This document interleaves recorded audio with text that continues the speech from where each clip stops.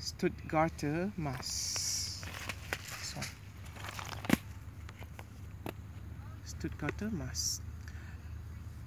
Material dia adalah hanyalah ceramic. Ceramic, it's hygroscopic. It absorbs lots of moisture. The function is, later on, if you want to play around with humidity level, you have your plant measure, you want to see how the plant responds at different humidity level. 20%, 30%, 40%, 50%, which tak available dekat 6400. Okay, so okay, mari buka. So remember, at the beginning of your measurements, always benda ni buka benda ni, buka Adam satu lagi. Buka benda ni. This one, number one.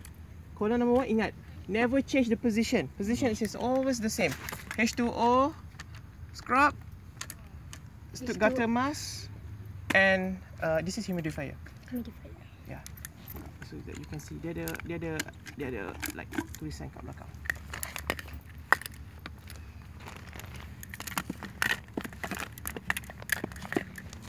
Let's get it right. Wrong. You get it wrong, nothing will happen.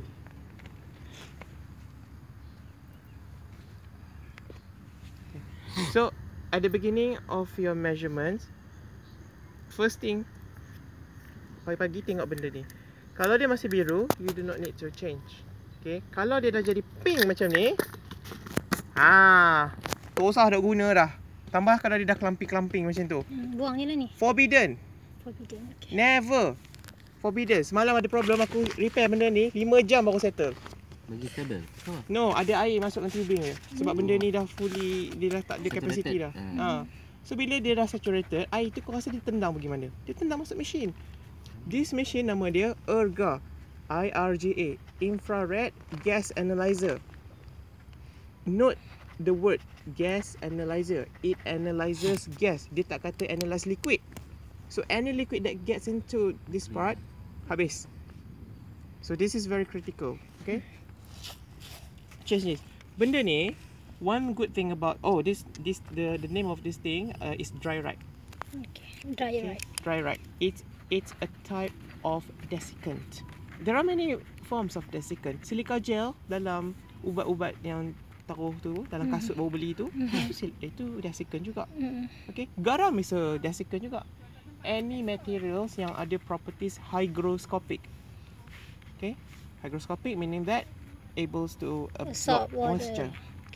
Okay, is considered as desiccant. So we use drierite. So drierite can be regenerated, meaning that after it has fully used the capacity to absorb moisture, hence the color change to pink, you can regenerate this. How? Put in oven. Yes, oven tunggu aku beli. Okay. Ada. Itu oven, drying oven. Ini kena oven, baking oven. Oh, okay. Murah dah tu. We need about 240 degree oven. Okay. Lepas tu masukkan dalam tu. Okay.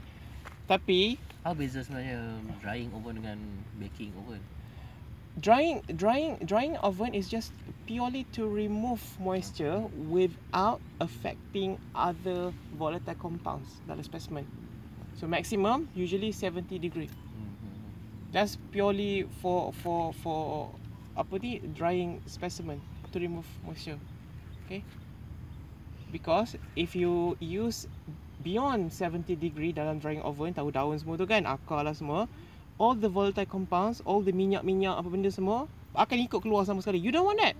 You only want water to dry up. Yeah. Not other volatile compounds. Okay. So budak-budak yang aku tengok sampai 80 tu sebab nak cepat. Habis. Kan? Esok nak main data dah. Hari ni sebab tu lah jangan buat kerja rushing. Plan ahead. Aku nampak macam aku fail kan. Okay. Alright. This so thing 140 degree. No, 200 above 200. It must be above 200. For how long? For how long? When it change color or That is hard to say because that depends on the manufacturing ni. Tapi it's usually it's about if you use 240 degree, I think about several hours, 4 hours is good enough. So after 4 hours, they can change colour balik jadi biru lah. Bluish. Not Bluish. exactly this bright. Bluish. Yeah. But there is a maximum number of regeneration that you can do. 3 times. 3 time only. 3 times only. After that, throw this away. Jangan throw dekat tepi pokok pula. Kau ingat ni macam apa baju organik? No. Ni bukan kompos ya. Okay. Find a container like this one. Put everything away. Because we will have this system later how to discard chemical. Alright. Okay. Good. Ingat. So macam mana nak replenish benda ni? Senang aja. Just walaupun dah penuh, I actually can see it, use it a bit. Do not open from this side. This is the top, this is the bottom. Do not open